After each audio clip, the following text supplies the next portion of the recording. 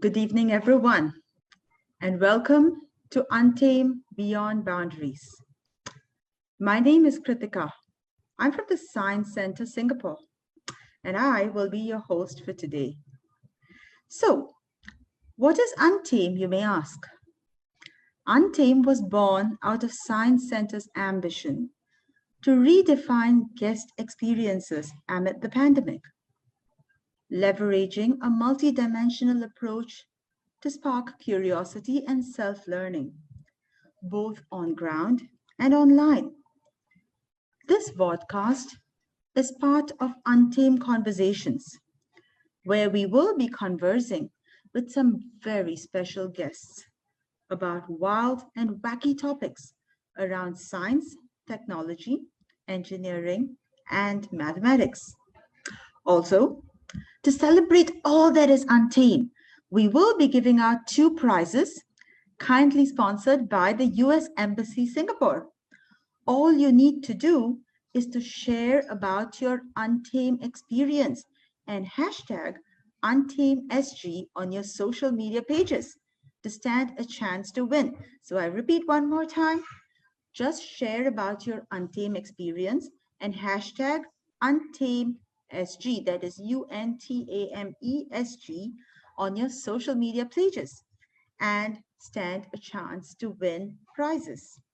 So today's Untamed conversation, we will be talking about the future of feeling. And to join us in this conversation, we have with us none other than Kaitlin Ugolik Phillips, who is the author of the book, The Future of Feeling, Building Empathy in a Tech-Obsessed World. So hello, Kaitlin, and thank you for joining us today all the way from the United States. Great to be here. Thank you for having me. All right. So, Kaitlin, building empathy in a tech-obsessed world. So, can you tell us a little bit more about what empathy is? Sure. So, empathy is when you try to put yourself in someone else's shoes. That's the most common way that people describe it.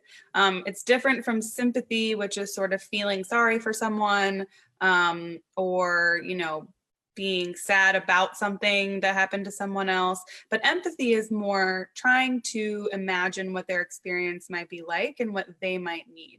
And there's two different kinds of empathy.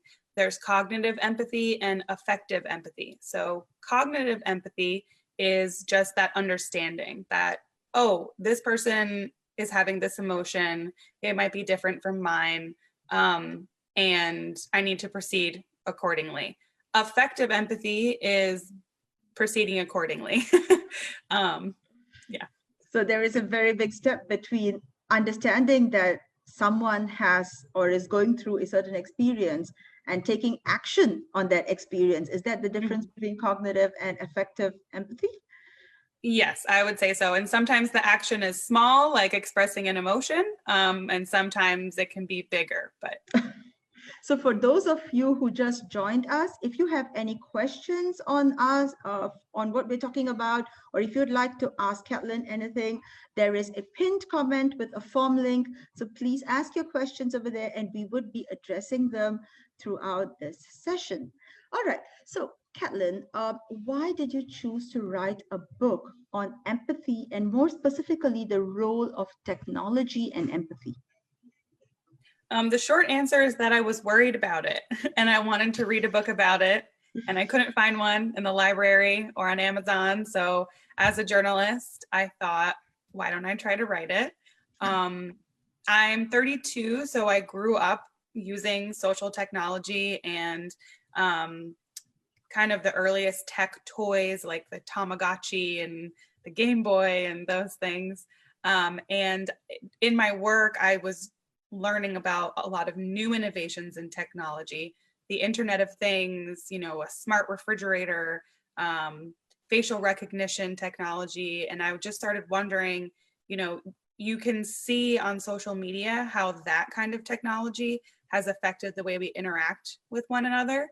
And I wondered if anyone who was working on these innovations was thinking about that aspect as we move forward into a more tech-obsessed world. All right. I know you do have some slides to share with us. So would you like to share them now and tell us a little bit more about your views on technology and empathy? Sure. All right, can you see the slides? Yep, they're up. Okay, so we just talked a little bit about what empathy is, and I think the next question is, why are we talking about it? So it can be really important in all kinds of fields of study, of work, of life, to be able to take someone else's perspective, or at least try to.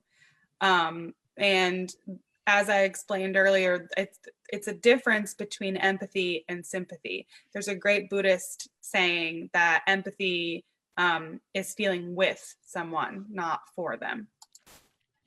And one of the things I discovered really early on in my research and writing the book was that there's a perceived empathy gap in the world right now. And one study showed that there was a significant gap in empathy in college students in the United States from when they were studied in the 1970s and then again in 2010. And that time period, of course, a lot of things have happened. This is a new and growing field of study. So I want to caution that, correlation is not causation. I'm sure you've heard that before. But there's a lot of anecdotal evidence to show you that social technology could potentially, lead to people having difficulty empathizing with one another.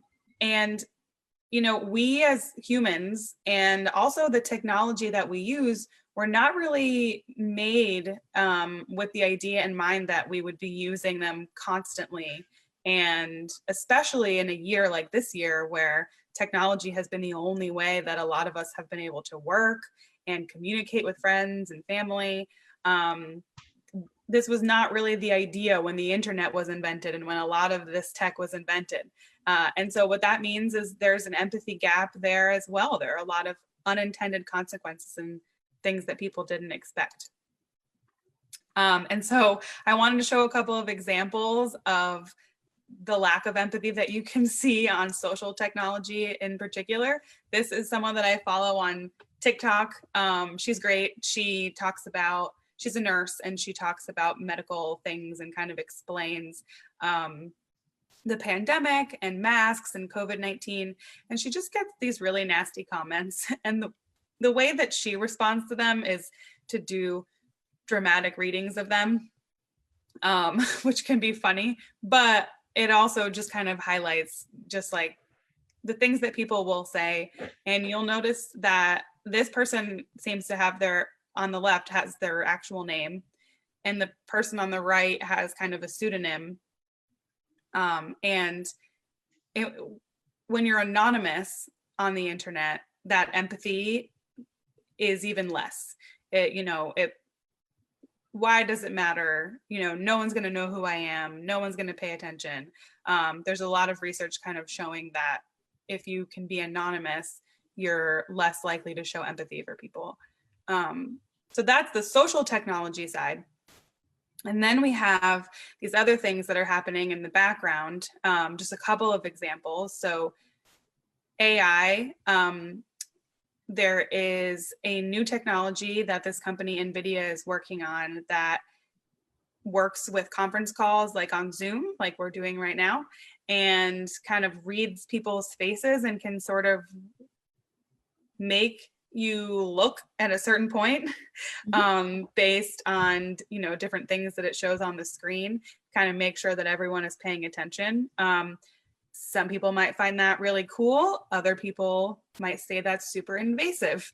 And, how do you know I'm not paying attention? Or, is it actually normal to stare at a screen for, in one direction for 20 minutes or longer?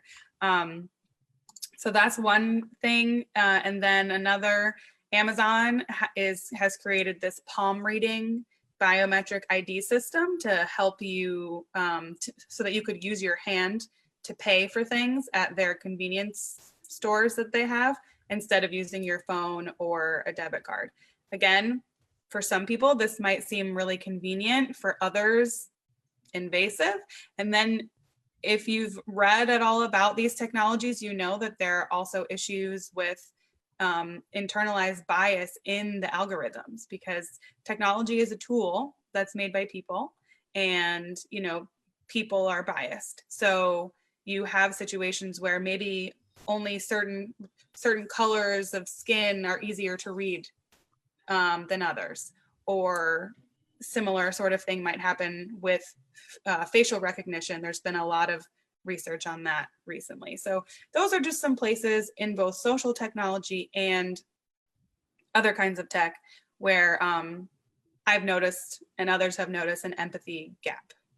Okay, I think now might be a good time to ask a question from Ginny, who's from our audience. So Ginny says that you state that anonymity is a factor in the lack of empathy, but it also helps to bring out confidence in people. Don't you feel that anonymity then has more good in helping people express themselves than bad in being a factor in, just a minute, in the loss of empathy?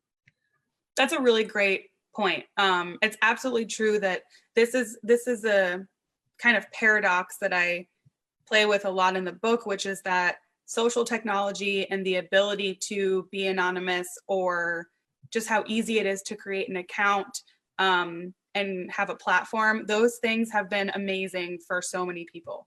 Whether you're just shy or whether you're part of a marginalized group that isn't always given the microphone. It's been huge for just allowing different voices to be heard and to be part of the conversation. So it's definitely a double-edged sword, because research has also found that, there's a reason that on Facebook, for example, they now require you to use your real name, although the process they use for is that a real name is kind of sketchy. But it's because research has shown that when people don't have to use their real name, they can sort of hide behind these pseudonyms, and they tend to be nastier and they tend to show less empathy. So it is a double-edged sword, and we kind of haven't figured out the right way to balance that quite yet. But I know that people are working on that, and I appreciate that being brought up, that that it is a plus for a lot of people to be able to not say who they really are online.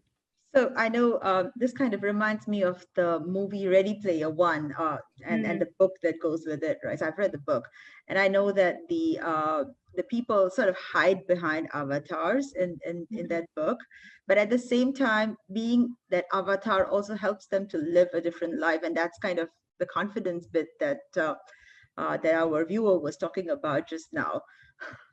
Yeah, exactly. And that in that book and movie, the technology is virtual reality, which is something that is currently becoming more available to the average person in our world.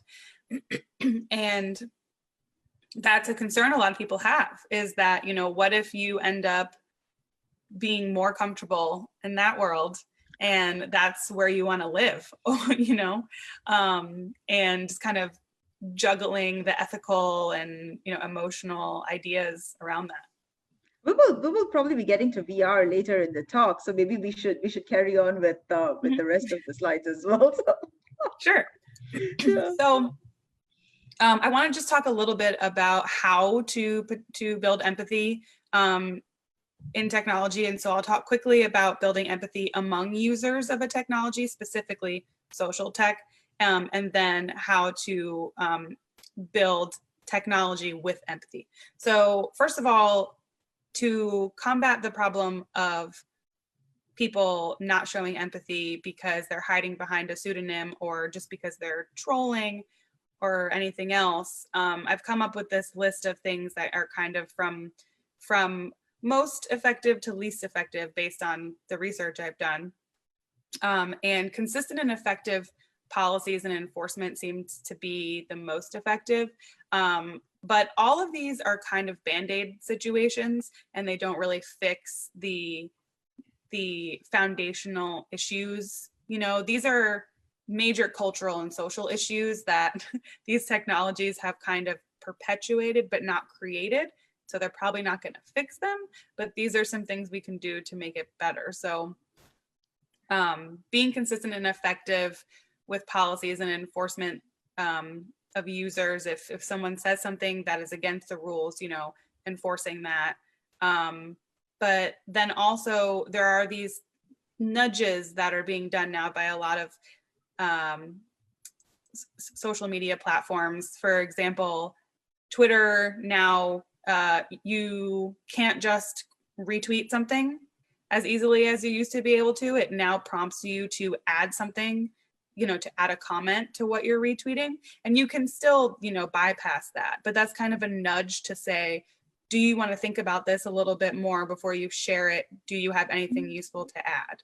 On Nextdoor, which is a platform we have that's like social media for neighborhoods, they have kindness reminders where if you're typing a comment and you use a phrase that has been reported as harassment or spam in the past, it'll pop up and say, are you sure you want to do this? So the idea behind these things is to, you know, encourage more empathy among users. It definitely sometimes has the opposite effect where people will just kind of be emboldened and like, oh, this platform's trying to censor me, so I'm gonna be even nastier. So again, doesn't fix everything, but these are some of the things that are being done. And then building empathy for users. So I'm hoping that, you know, one or two of you watching might be people who are in the world of development of technology and are creating new apps and tools and games and anything like that. Because one message I've tried to get across with this work is that it's really important for those who are creating the technology to have empathy for their users, not just in terms of user experience and design, but in what are the potential unintended consequences of the community you might end up creating or of the environment, you know, you might end up creating. So one of the most important things about that is just having a lot of different kinds of people at the development table, different races, genders, abilities, you know, classes, just people who have different experiences, because that way you're sort of, you don't have to work for empathy. You have those experiences all as part of the foundation. And for the example I give is that if there had been more diversity at the creation of Facebook or Twitter, there might have been someone at the table to say, well, wouldn't, you know, such and such thing potentially be negative for someone who is, you know, part of this marginalized group? Or what happens if someone takes advantage of this and, you know, trolls people and, or, you know, uses the advertising to try and influence an election? Like, these are things that it doesn't seem like they talked about that much. And just having more different people at the table makes those conversations easier. And then there's a few other things here, but I think the other most important one is really having a relationship with the user as much as possible. So inviting feedback and having transparency and actually, you know, following up on it and following through, which can be hard. And a lot of these things are not, you know, business practices. They're not going to help you make a lot of money right away, which can sometimes be the goal. But I think that a lot of the people who are currently working on new technology understand that that has to be rolled in to the process. So I think this may be a good place to pause for our next question, which is from Stace, and this is also a very interesting question.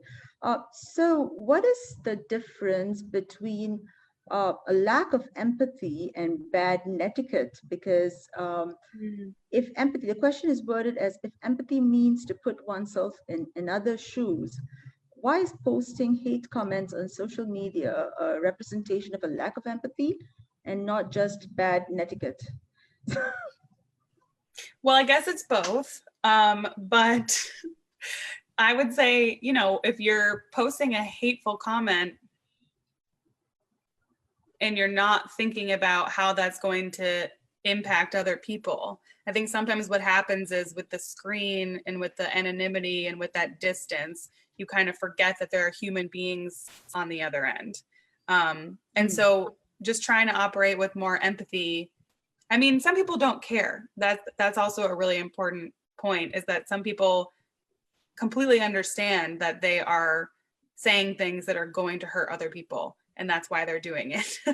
But I do think that sometimes people who mean well get caught up in being in this cyber world that has this distance between each other, and forget for a moment really that other humans are going to see what they say. The best example of this is sometimes people will troll celebrities and send them hateful comments, and they're like, the celebrity is never going to see this, it doesn't actually matter, I'm just trying to look cool to other people. And then the celebrity, who is a human, sees it, responds, and then the person is kind of shocked, like, oh right, you're a person and you saw what I said, you know.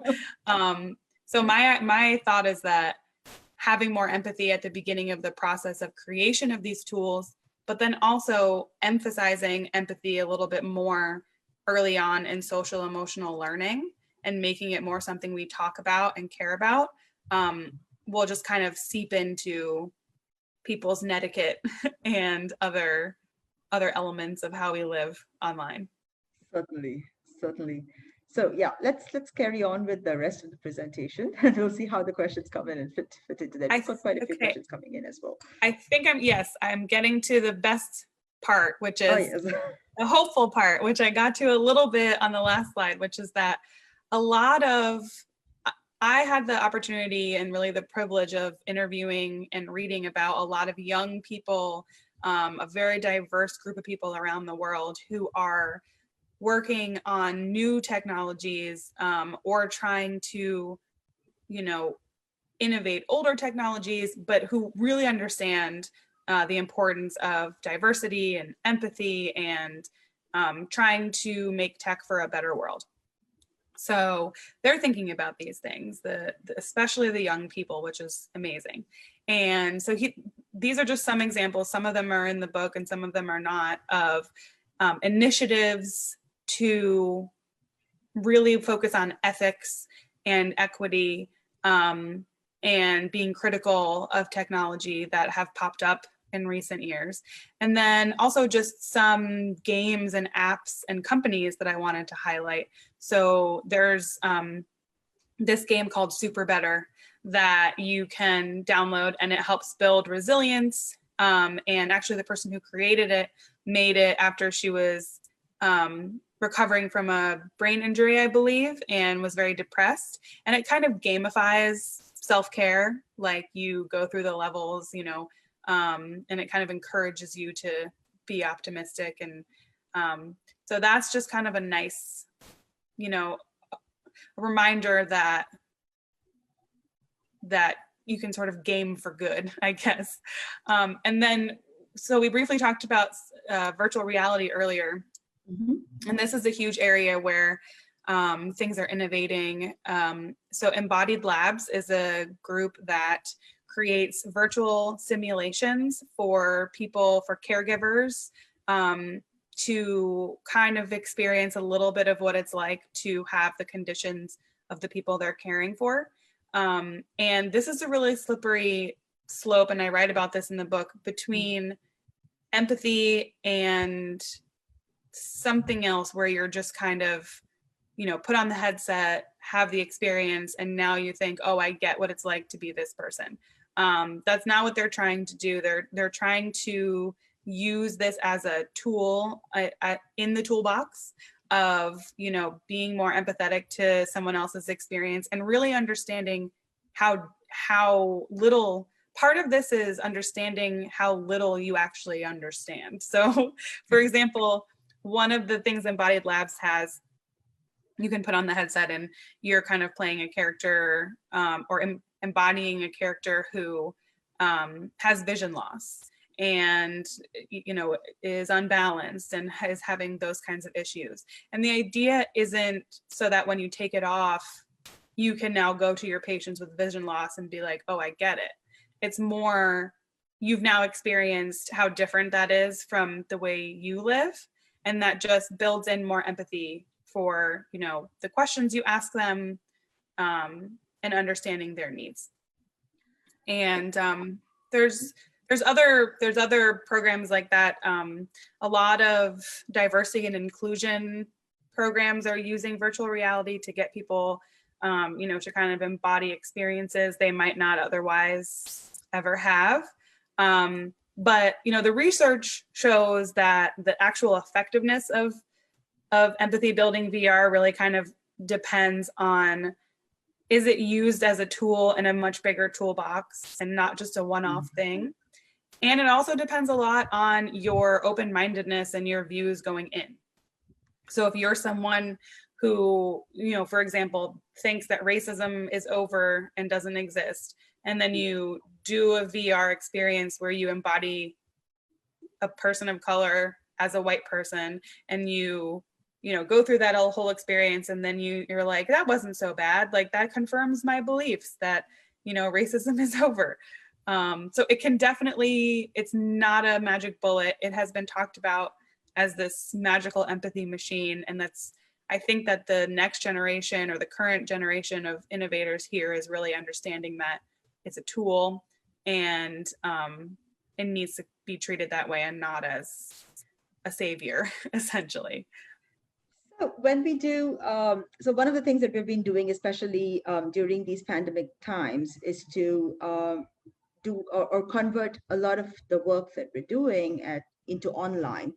And one of the questions that we ask ourselves is physical work that's being converted to online work is sort of a poorer cousin of the physical work, which is what we're used to doing, and we feel more comfortable with doing. And I think I have a slightly different version of the same question for you. Is in general, when we do design thinking, or we want to train people on empathizing with others, what we do is we have them go through the experience. Like, if you want to maybe try to design something for someone who has got visual impairment, then you go through an experience where you're probably like, blindfolded, and then you go through a journey, and then you try to experience what it is like for that person. And eventually you sit back on the table and use that experience that you've gone through to come up with better products, better services for this group of people. And now, from what I'm hearing from you, it looks like we can do similar experiences in virtual reality. So my question is, does VR actually give you a better empathy generation experience, or is it's actually a suboptimal experience from, say, for example, wearing a blindfold and walking in the street, but its only advantages because of its scalability and distribution? That's a great question. I would say that both of them are probably a suboptimal experience to having a person who is blind having their input in the creation of what you're doing. Sure. I think that's really the answer. But in addition to it being scalable in a different way, virtual reality can also be more immersive because you're in the headset. You can also wear headphones and it really sort of transports you to where you're not really aware of what's actually surrounding you. And the answer is probably different depending on whether the point of it is to be a simulation experience like you just described, or be more of an emotional experience like a 360-degree movie that you're sort of watching to learn something. But I definitely could see how, doing something technologically instead of in person. It's going to kind of depend on the case, right? Like that's one of the things is you'll find people who will say, no, this is the way to do this. Like virtual reality is the future. We need to do everything in VR. But it's still so new and it's still being studied and debated, that I don't think there is one right answer, except that when it comes to these simulation things, there is actually no substitute for literally just talking to the people who have those experiences. Which brings back to what you mentioned earlier, that the best is to bring a diversity of people onto the table before the development starts, right? Exactly. Awesome. But I'm also wondering, because in your book you share a lot of anecdotes on how technology, especially VR, is used in empathy creation. And I was personally very interested when I was reading through some of the examples that you shared. But one of the things, and some in some places you also mentioned things like how they're used in helping people with disabilities, people with autism, and things like that. And we also hear a lot about how technology is used in education, especially at the Science Center. So, but when it comes to learning, when what is involved is more explicit knowledge, people respond very differently to different kinds of teaching, and even the use of technology is so much debated, and emotions are even more complex, right? So, so what makes us think that the use of technology is a better solution than more traditional ways of gaining empathy? I think part of what initially made us think that was just that it's cool and it's new, and it's a flashy new technology. But I think the scalability piece that you mentioned earlier is part of that, that you can maybe kind of draw people in with the promise of this cool technology who might not otherwise be interested in doing some kind of empathy exercise. It can feel safer for some people who have maybe had traumatic experiences in the past or are just really hesitant to kind of have this private experience inside of a headset, as opposed to in public. And again, the debate about what works and what doesn't work, I mean, social science is so complex and ever-changing that I don't know if we're ever going to be able to say, okay, this is the best way. Because like you said, people learn differently. People come to the table with different experiences, and cultural backgrounds and expectations. I don't know if that really answers your question, but I'm not sure if there is a satisfying answer. It does answer my question to some extent, but it also brings me to the next question by Arya. So thanks, Arya, for this question. And Arya says, you mentioned racism. And do you think that if we stop talking about racism and be less obvious about it, the future generation would grow up in a community where even the idea of discrimination by race does not exist, and thus would not even have the knowledge that it is possible to discriminate, and thus not discriminating each other? So I guess her point is, do we have to talk about these topics to make them to reduce to increase empathy in these topics, or is it better just to not talk about it and then they would just go away? What do you think? I think that's a very interesting question. Yeah, I think that if you could convince everyone in the world to agree that something is over, that racism is over or something, then that might work. That might be the way to do it. But unfortunately, things like that are very ingrained and people understand things in very different ways. And I don't really think that not talking about something is ever the answer, whatever that something is. I mean, it's an interesting question and it comes up a lot. Why is this still a problem? If we would just not talk about it, it would go away. But I think that,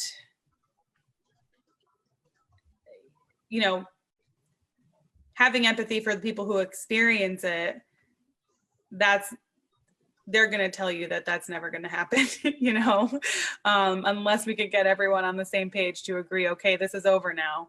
I just don't think that's kind of a utopia that would be nice, but I think we kind of have to work with what we have, which is actually part of the theme of the book and of this whole conversation, is that we're kind of, us having this conversation and most of the people reading the book did not create these problems, but we have them. And so the idea is to kind of work with the tools that we have to see if we can make them a little bit better.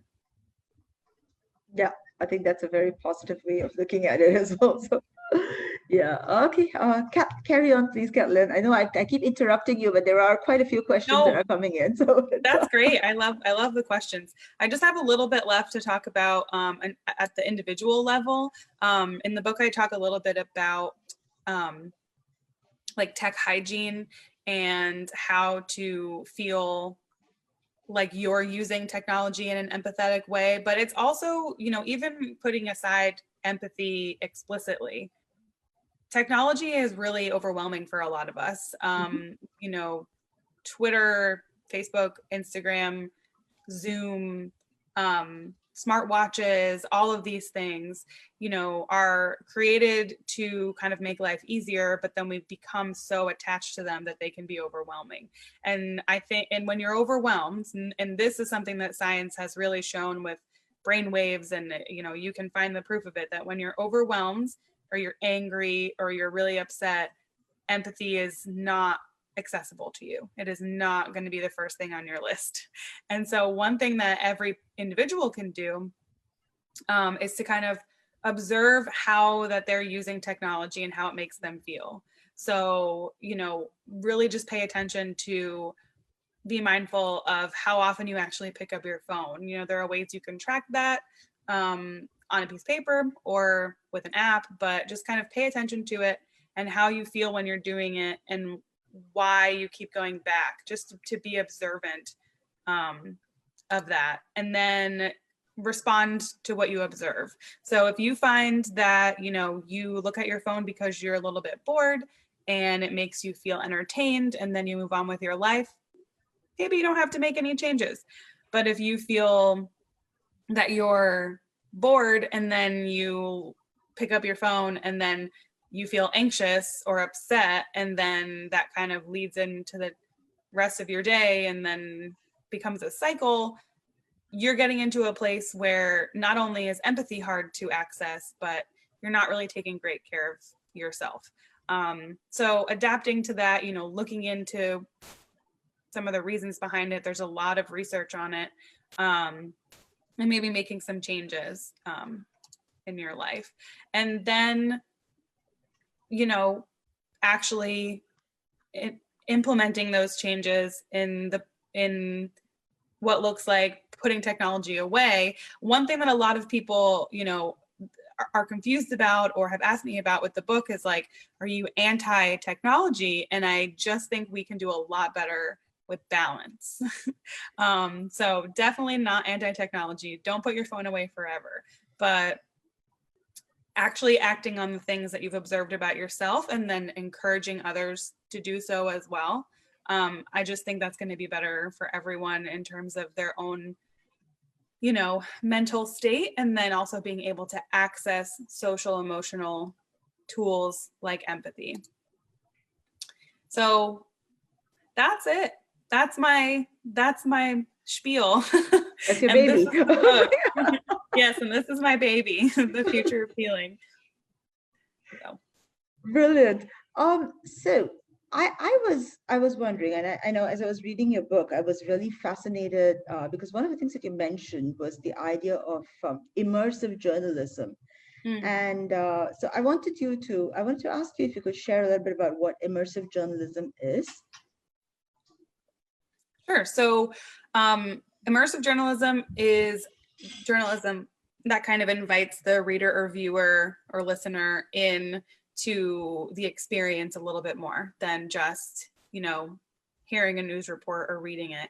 And in most cases, it'll involve a 360-degree video where you can kind of scroll around and feel like you're in the place where the reporter is, or in some cases, virtual reality. This is an area that has not scaled very much at all, in part because not everyone has access to the technology needed for it, but also because the media industry doesn't have a lot of resources to be making these videos all the time.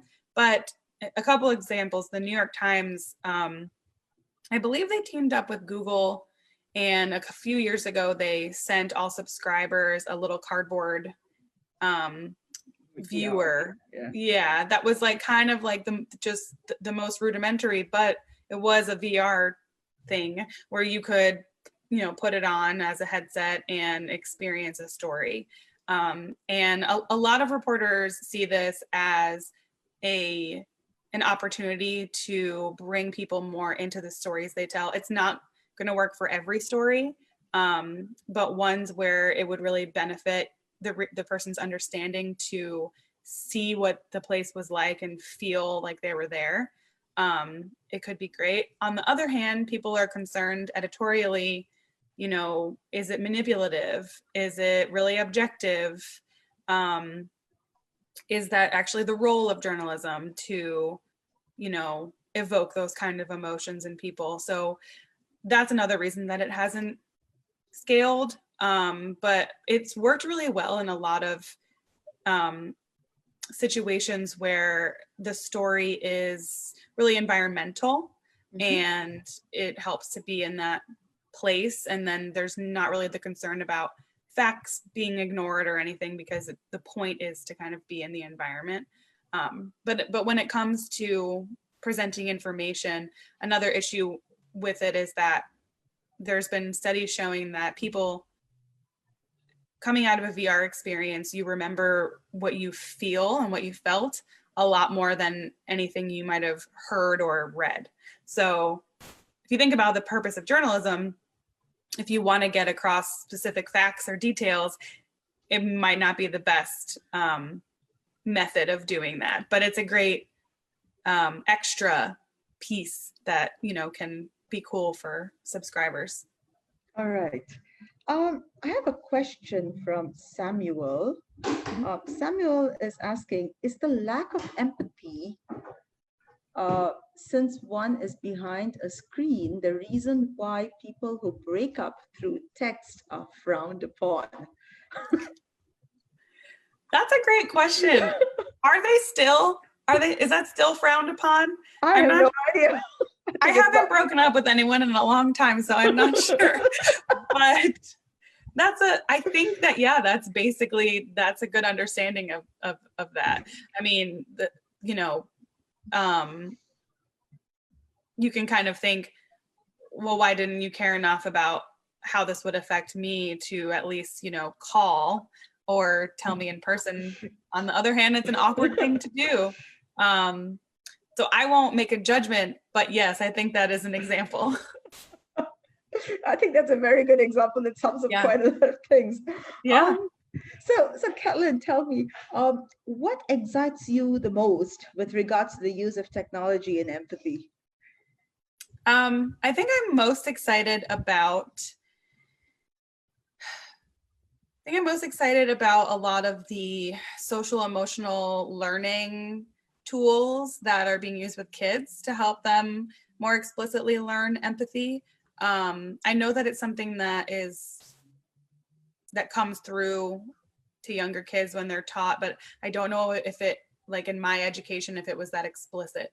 And I think it's getting a lot more so, and they're focusing a lot more on those social and emotional pieces, using games that are really cute and fun, using apps, using virtual reality and all kinds of things like that. So I'm really excited about that. And also the young people who are, you know, getting very inspired to change things and create new technologies that are more empathetic or encourage more empathy. I've just read about a lot of young people who are, you know, coding and developing things and coming up with ideas and researching because they recognize that the current status quo is not sustainable. So that gives me hope. Wonderful. And hopefully one of these young people will figure out a better way of breaking up than sending Yes. text. I hope so. So thank you, Kaitlin. So that was Kaitlin Ugolik Phillips, the author of the book, The Future of Feeling, Building Empathy in a Tech-Obsessed World. So those of you in Singapore, if you're wondering where to get a copy of the book, it is available in the national libraries. Okay, so thank you everyone for tuning in.